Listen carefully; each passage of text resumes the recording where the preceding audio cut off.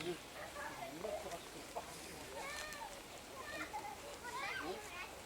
va utiliser en dehors de la 500 qui est la goutte de corps et la 501 qui est la fibre de colonne,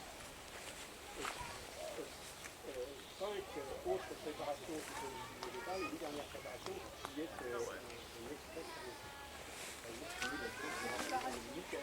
Donc la 502.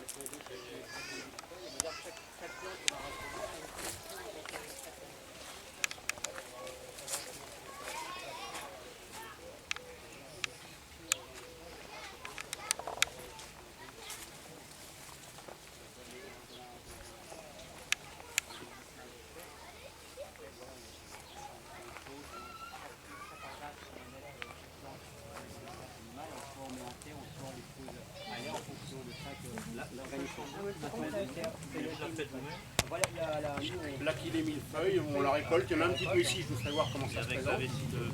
Alors pourquoi avec la vessie de serre? Donc Michael est en train de... Non, on ne le fait pas parce que nous, il nous faudrait des tas d'enveloppes animales qu'on n'a pas à disposition.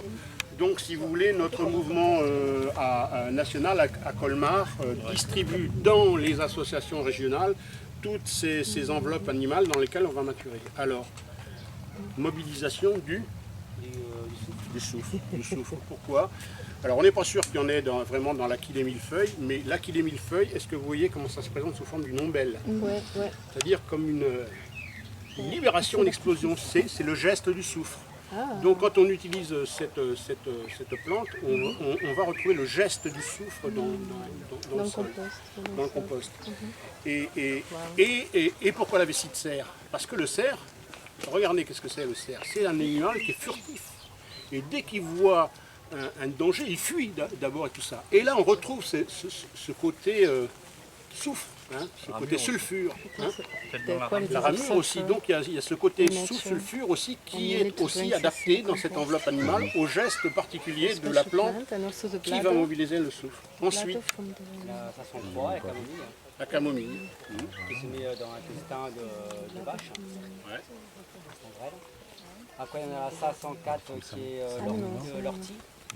Qui se met dans un pot en grès qui se met dans la terre. Après, la 505 c'est l'écorce de chêne qui est mise dans un crâne animal. La 506 c'est la pissenlit qui est mise dans un mésentère aussi de porc. Le mésentère de vache. De vache. Après la 507, c'est la feuille, la fleur de valériane qui est pressée et qui est l'enveloppe qu'on met par-dessus le paillage pour couvrir la préparation biodynamique.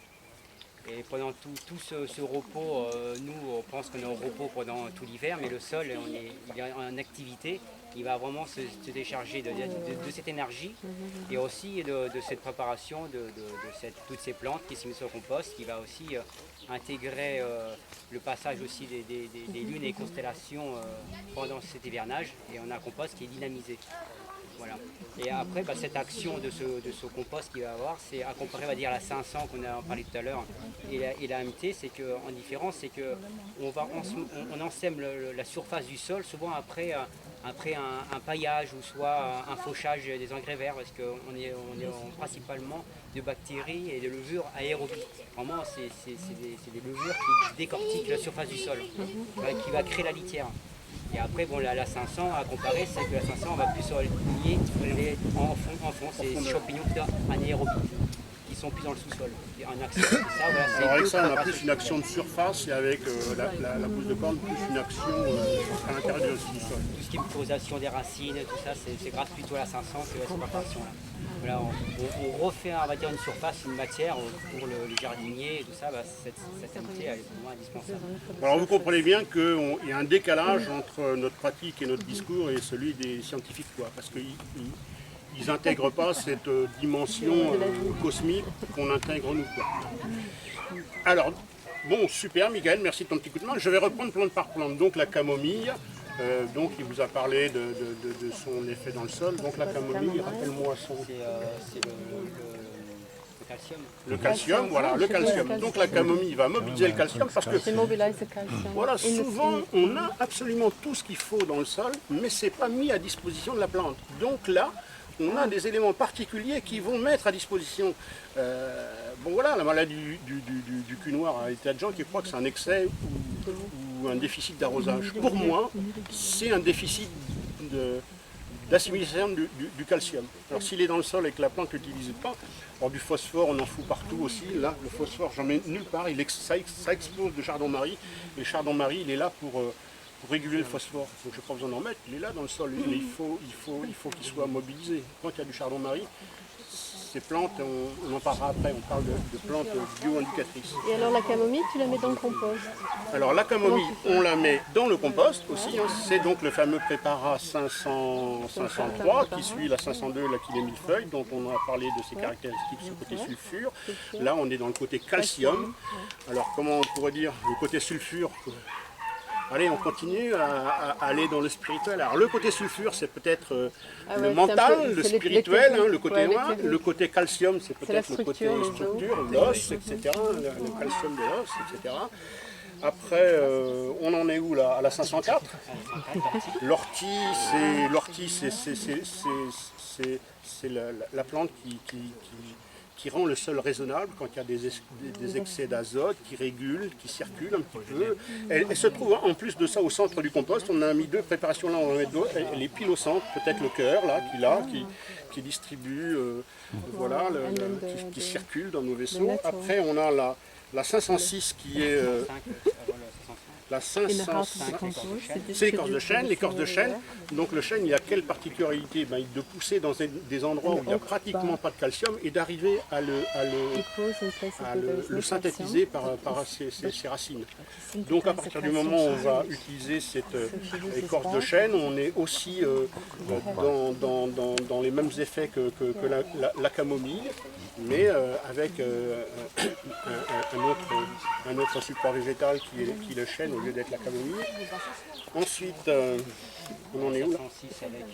La 506, c'est le pissenlit. Alors le pissenlit, c'est la silice. C'est une plante qui contient beaucoup de silice. Donc on est à nouveau dans le côté lumière et l'absorption de calcium. Et le côté de, le cosmique qui peut passer dans le sol par l'intermédiaire du pissenlit. Et la valériane, c'est une pulvérisation de chaleur. C'est-à-dire que quand on a fini notre compost, ou notre compost de bouse, on va pulvériser, au lieu d'être introduit directement dans le sol. Moi, je les mets dans une petite boulette d'argile que j'introduis dans le sol en faisant un trou. Ça va être la peau, c'est la peau. Donc là, je vous ai parlé d'un organe vivant, avec son cœur, avec son truc, avec son esprit, etc.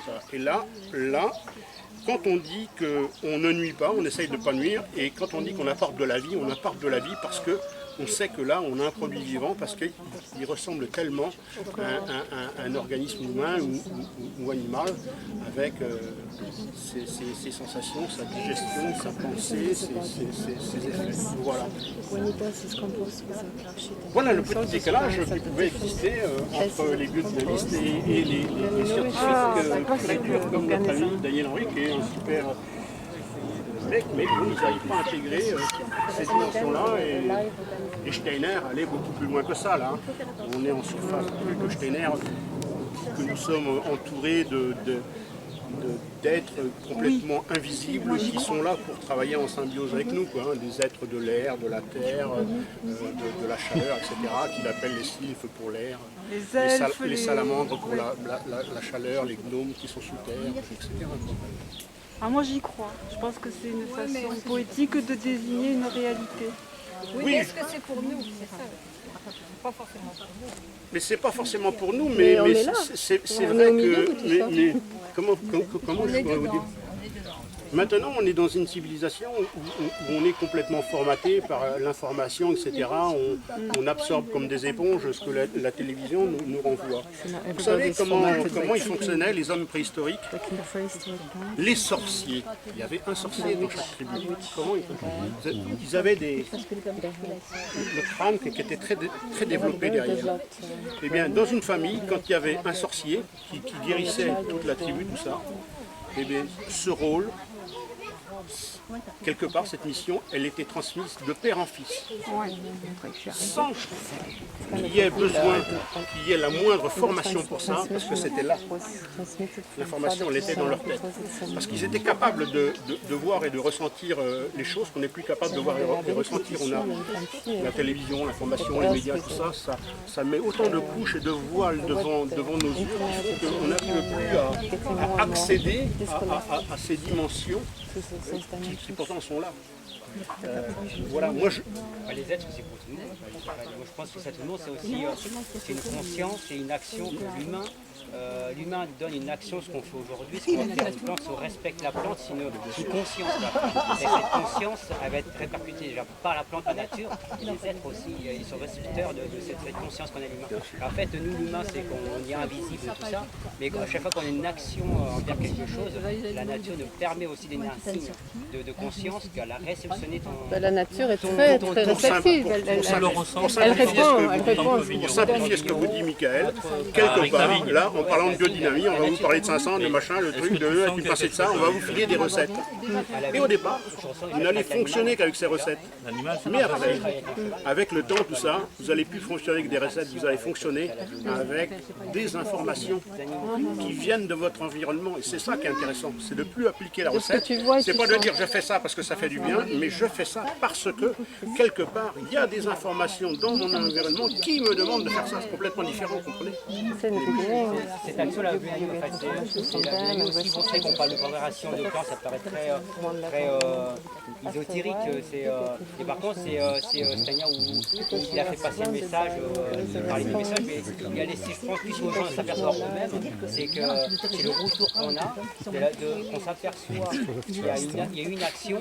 Et après la nature, dès que l'on redonne, on s'aperçoit qu'on n'a pas vraiment d'aller dans l'estimatique de chaque plante et de la décrire ou de la comprendre, c'est qu'on la lie avec la nature. Qu'on va faire une action avec la nature. Tu vas voir les poissons, toi. Et ben, on a avec nous, les insectes, et ben, ils sont là, ils sont retrouvés parce que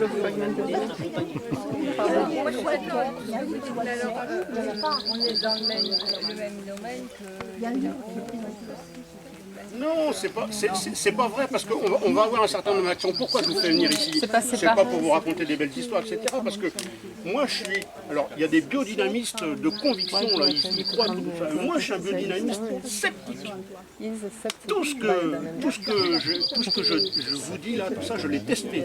Moi, j'ai fait des jardins en rond. Pourquoi? Parce que je trouve que la forme ronde, elle est plus puissante sur le plan dynamique que les jardins en carré.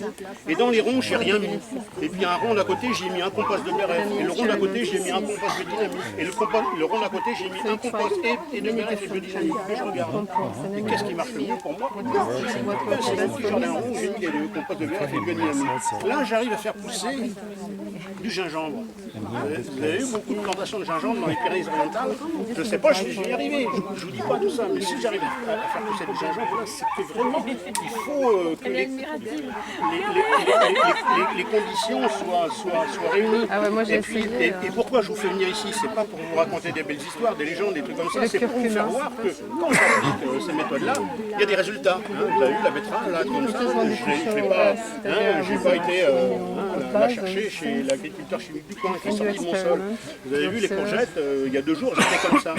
Bon, on a des résultats et des résultats mesurables. Donc, je ne sais plus qui disait tout à l'heure, voilà, la science, il faut qu'on valide, et si on valide, ça n'existe pas, et bien nous, il y a des choses que les gens pensent qui n'existent pas, mais qu'on applique parce qu'on a cette conscience du vivant et tout ça, et puis les résultats sont là.